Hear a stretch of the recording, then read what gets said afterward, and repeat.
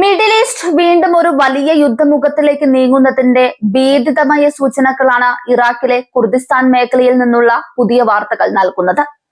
ഇറാഖിലെ Erbil പ്രവിശ്യയിലുള്ള Iran വിരുദ്ധ ഗ്രൂപ്പുകളുടെ താവളങ്ങൾക്ക് നേരെ ഇറാൻ സായുധ സേന നടത്തിയ ആക്രമണം മേഖലയിലെ സംഘർഷങ്ങളെ പുതിയ തലത്തിലേക്ക് എത്തിച്ചിരിക്കുന്നു. ഇറാന്റെ ഔദ്യോഗിക മാധ്യമങ്ങൾ തന്നെ ഈ ആക്രമണത്തിന്റെ ഉത്തരവാദിത്തം ഏറ്റെടുത്ത് രംഗത്തെത്തിയിട്ടുണ്ട്. ഇറാൻ വിരുദ്ധ സായുധ ഗ്രൂപ്പുകളെ ഉന്മൂലനം ചെയ്യുക എന്ന ലക്ഷ്യത്തോടെയാണ് ഈ നീക്കമെന്നാണ് ഇറാന്റെ വിശദീകരണം. എന്നാൽ ഈ ആക്രമണം കേവലം ഒരു ഗ്രൂപ്പിനെ മാത്രം ലക്ഷ്യം വെച്ചിട്ടുള്ളതല്ലെന്നും മേഖലയിലെ തങ്ങളുടെ ശക്തി പ്രകടിപ്പിക്കാനുള്ള ഇറാന്റെ ശ്രമമാണെന്നും രാഷ്ട്രീയ നിരീക്ഷകർ വിലയിരുത്തുന്നുണ്ട്. ഇറാഖിലെ എർബിൽ മേഖലയിൽ നടന്ന ഈ ആക്രമണം വലിയ നാശനഷ്ടങ്ങൾ വരുത്തിയതായാണ് റിപ്പോർട്ടുകൾ സൂചിപ്പിക്കുന്നത്. മിസൈലുകളും ഡ്രോണുകളും ഉപയോഗിച്ചാണ് ഇറാൻ ഈ ആക്രമണം നടത്തിയതെന്ന് കരുതപ്പെടുന്നു. ഈ സംഭവ വികാസങ്ങൾക്കിടയിലാണ് ഇറാന്റെ തലസ്ഥാനമായ ടെഹ്റാനിൽ അജ്ഞാത ഡ്രോണുകളുടെ സാന്നിധ്യം കണ്ടെത്തിയത്. ഇത് ഇറാനിൽ വലിയ ആശങ്കയ്ക്ക് കാരണമായിട്ടുണ്ട്. ഈ ഡ്രോണുകൾ ആരുടേതാണോ എന്നോ എവിടെ നിന്ന് വന്നതാണെന്നോ ഉള്ള കാര്യത്തിൽ ഇതുവരെ ഔദ്യോഗിക സ്ഥിരീകരണങ്ങൾ ഒന്നും തന്നെ പുറത്തു വന്നിട്ടില്ല. ടെഹ്റാനിലെ അതീവ സുരക്ഷാ മേഖലകളിൽ ഡ്രോണുകൾ കണ്ടത് ഇറാന്റെ ആഭ്യന്തര സുരക്ഷാ സംവിധാനങ്ങൾക്കും വെല്ലുവിളിയായിട്ടുണ്ട്. ഈ ഡ്രോൺ നീക്കത്തിന് പിന്നിൽ ഇസ്രയേലോ അമേരിക്കയോ ആണെന്ന തരത്തിലുള്ള ചർച്ചകൾ സോഷ്യൽ മീഡിയയിലും പ്രതിരോധ വൃത്തങ്ങളിലും സജീവമാണ്. എങ്കിലും ഇറാൻ സർക്കാർ ഇക്കാര്യത്തിൽ ഇതുവരെ ആരെയും കുറ്റപ്പെടുത്തി ഔദ്യോഗിക പ്രസ്താവന നടത്തിയിട്ടില്ല. അതേസമയം ഇറാഖിലെ അൻബാർ പ്രവിശ്യയിൽ നടന്ന മറ്റൊരു വ്യോമാക്രമണം സ്ഥിതിഗതികൾ കൂടുതൽ വഷളാക്കിയിരിക്കുകയാണ്. ഇവിടെ നടന്ന ഈ ആക്രമണത്തിൽ പോപ്പുലർ മൊബിലൈസേഷൻ ഫോഴ്സിലെ നിരവധി പോരാളികൾ കൊല്ലപ്പെട്ടു. ഇറാനുമായി അടുത്ത ബന്ധം പുലർത്തുന്ന ഒരു സായുധ സംഘടനയാണ് PMF എന്നത് ശ്രദ്ധേയമാണ്. തങ്ങളുടെ പോരാളികളെ കൊലപ്പെടുത്തിയ ആക്രമണത്തിന് പിന്നിൽ അമേരിക്കയാണെന്ന് PMF നേതൃത്വം ശക്തമായി ആരോപിക്കുന്നു. ഈ ആരോപണം ശരിയാണെങ്കിൽ അമേരിക്കയും ഇറാൻ അനുകൂല ഗ്രൂപ്പുകളും തമ്മിലുള്ള നേരിട്ടുള്ള ഏറ്റുമുട്ടലിലേക്ക് കാര്യങ്ങൾ നീങ്ങുന്നു എന്നാണ് ഇതിനർത്ഥം. ഇറാഖിലെയും സിറിയയിലെയും അമേരിക്കൻ സൈനിക താവളങ്ങൾ ലക്ഷ്യമാക്കി ഇറാൻ അനുകൂല ഗ്രൂപ്പുകൾ നിരന്തരം ആക്രമണങ്ങൾ നടത്തിവരുന്നുണ്ട്. ഇതിന് തിരിച്ചടി നൽകുമെന്ന് അമേരിക്കൻ പ്രതിരോധ വകുപ്പ് നേരത്തെ തന്നെ മുന്നറിയിപ്പ് നൽകിയിരുന്നു. അൻബാർ പ്രവിശ്യയിലെ ആക്രമണം അത്തരമൊരു പ്രതികാര നടപടിയുടെ ഭാഗമാണെന്ന് വിലയിരുത്തപ്പെടുന്നുണ്ട്. ഇത്തരത്തിൽ പരസ്പരമുള്ള ആക്രമണങ്ങൾ വർദ്ധിക്കുന്നത് മിഡിൽ ഈസ്റ്റിൽ ഒരു പ്രാദേശിക യുദ്ധത്തിനുള്ള സാധ്യത വർദ്ധിപ്പിക്കുന്നു. ഇറാൻ നേരിട്ടും ഇറാൻ അനുകൂല ഗ്രൂപ്പുകൾ വഴിയും നടത്തുന്ന നീക്കങ്ങളെ പ്രതിരോധിക്കാൻ അമേരിക്കയും സഖ്യകക്ഷികളും തയ്യാറെടുക്കുന്നതോടെ മേഖലയൊട്ടും സുരക്ഷിതമല്ലാത്ത ഒരവസ്ഥയിലേക്ക് മാറുകയാണ്. ഇറാഖിലെ കുർദിസ്ഥാൻ മേഖലയിൽ നടന്ന ആക്രമണം ആഗോള എണ്ണ വിപണിയെയും ബാധിക്കാൻ സാധ്യതയുണ്ട്. ലോകത്തെ പ്രധാന എണ്ണ ഉൽപാദന കേന്ദ്രങ്ങളിലൊന്നായ മിഡിൽ ഈസ്റ്റിലെ അസ്ഥിരത ഇന്ധനവില വർധനവിനും അതുവഴി ആഗോള സാമ്പത്തിക പ്രതിസന്ധിക്കും കാരണമാകും. ഇറാൻ ഇറാഖ് ബന്ധത്തിലും ഈ ആക്രമണങ്ങൾ വിള്ളലുകൾ വീഴ്ത്തിയേക്കാം. സ്വന്തം മണ്ണിൽ മറ്റൊരു രാജ്യം നടത്തുന്ന സൈനിക നടപടികൾ ഇറാഖ് ഭരണകൂടത്തിന് വലിയ രാഷ്ട്രീയ സമ്മർദ്ദമാണ് നൽകുന്നത്. അമേരിക്കൻ സാന്നിധ്യത്തിനെതിരെ ഇറാഖിലെ രാഷ്ട്രീയ പാർട്ടികൾക്കിടയിലും ഭിന്നത രൂക്ഷമാണ്.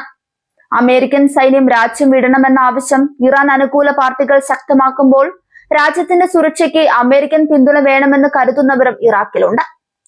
ഇത്തരം ആഭ്യന്തര തർക്കങ്ങൾക്കിടയിലാണ് വിദേശ രാജ്യങ്ങളുടെ മിസൈൽ ആക്രമണങ്ങൾ നടക്കുന്നത്. ഇറാനിലെ ഡ്രോൺ സാന്നിധ്യം ഇറാന്റെ വ്യോമ പ്രതിരോധ സംവിധാനത്തിന്റെ പോരായ്മയായാണ് ചിലർ ചൂണ്ടിക്കാണിക്കുന്നത്. ടെഹ്റാൻ പോലുള്ള നഗരങ്ങളിൽ ഡ്രോണുകൾ എത്തുന്നത് ഗൗരവകരമായ സുരക്ഷാ വീഴ്ചയാണ്.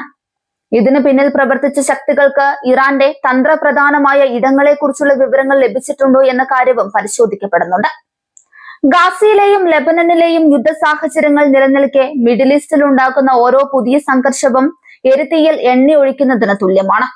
ഹിസ്ബുള്ളിയും ഹൂതികളും ഇറാനുമായി ചേർന്ന് നടത്തുന്ന നീക്കങ്ങൾ മിഡിൽ ഈസ്റ്റിനെ മൊത്തത്തിൽ ഒരു അനിശ്ചിതത്വത്തിലേക്ക് തള്ളിവിട്ടിരിക്കുകയാണ്. ഇതിനിടയിലാണ് ഇറാഖിലെ നേരിട്ടുള്ള ഇടപെടലുകൾ. രാജ്യാന്തര നയതന്ത്ര ശ്രമങ്ങൾക്കിടയിലും ഈ പുതിയ നീക്കങ്ങൾ തിരിച്ചടിയാവുകയാണ്. സമാധാന ചർച്ചകളിലൂടെ പ്രശ്ന പരിഹാരത്തിന് ശ്രമിക്കുന്ന രാജ്യങ്ങൾ ഈ ആക്രമണങ്ങളെ അപലപിച്ച് രംഗത്തെത്തി. മിഡിൽ ഈസ്റ്റിലെ പല രാജ്യങ്ങളും ഈ വിഷയത്തിൽ തങ്ങളുടെ നിലപാടുകൾ വ്യക്തമാക്കാൻ മടിക്കുന്നുണ്ട്.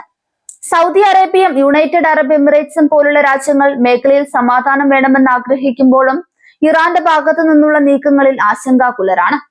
തങ്ങളുടെ സുരക്ഷയെ ഈ സംഘർഷങ്ങൾ എങ്ങനെയെല്ലാം ബാധിക്കുമെന്ന് അവർ കണക്ക് കൂട്ടുന്നു.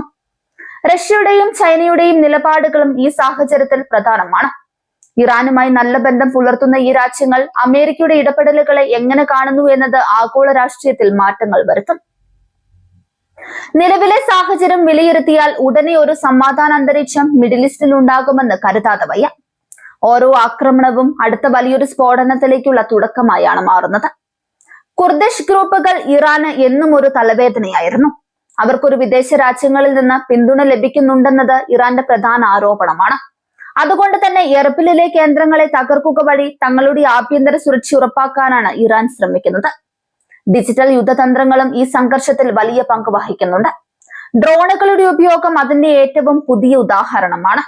കുറഞ്ഞ ചെലവിൽ വലിയ നാശനഷ്ടങ്ങൾ വരുത്താൻ കഴിയുന്ന ഇത്തരം സാങ്കേതിക വിദ്യകൾ പാരമ്പര്യ യുദ്ധരീതികളെ മാറ്റിമറിച്ചിരിക്കുന്നു. മാധ്യമ വാർത്തകൾ പ്രകാരം ഇറാഖിലെ അൻബാർ മേഖലയിലെ ജനങ്ങൾ വലിയ ഭീതിയിലാണ്. വ്യോമാക്രമണങ്ങൾ ജനവാസ കേന്ദ്രങ്ങൾക്ക് സമീപം നടക്കുന്നത് സാധാരണക്കാരുടെ ജീവിതത്തെയും ബാധിക്കുന്നുണ്ട്.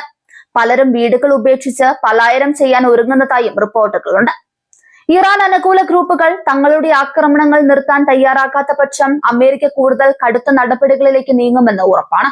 ഇത് മിഡിൽ ഈസ്റ്റിലെ അമേരിക്കൻ പങ്കാളിത്തം വർദ്ധിപ്പിക്കാൻ മാത്രമേ ഉപകരിക്കൂ. ലോകം ഉറ്റുനോക്കുന്നത് ഇറാന്റെ അടുത്ത നീക്കത്തിലേക്കാണ്.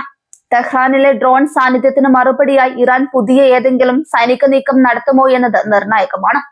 മേഖലയിലെ ഓരോ രാജ്യവും തങ്ങളുടെ അതിർത്തികൾ സംരക്ഷിക്കാനുള്ള ജാഗ്രതയിലാണ് ഇപ്പോൾ ഇറാഖിലെ ആക്രമണങ്ങളും ഇറാനിലെ ഡ്രോൺ സാന്നിധ്യവും ആഗോള സമാധാനത്തിന് വലിയ വെല്ലുവിളിയായി മാറിയിരിക്കുകയാണ്. അന്താരാഷ്ട്ര തലത്തിൽ ശക്തമായ ഇടപെടലുകൾ ഉണ്ടായില്ലെങ്കിൽ കാര്യങ്ങൾ കൈവിട്ടു പോകാൻ സാധ്യതയുണ്ട്.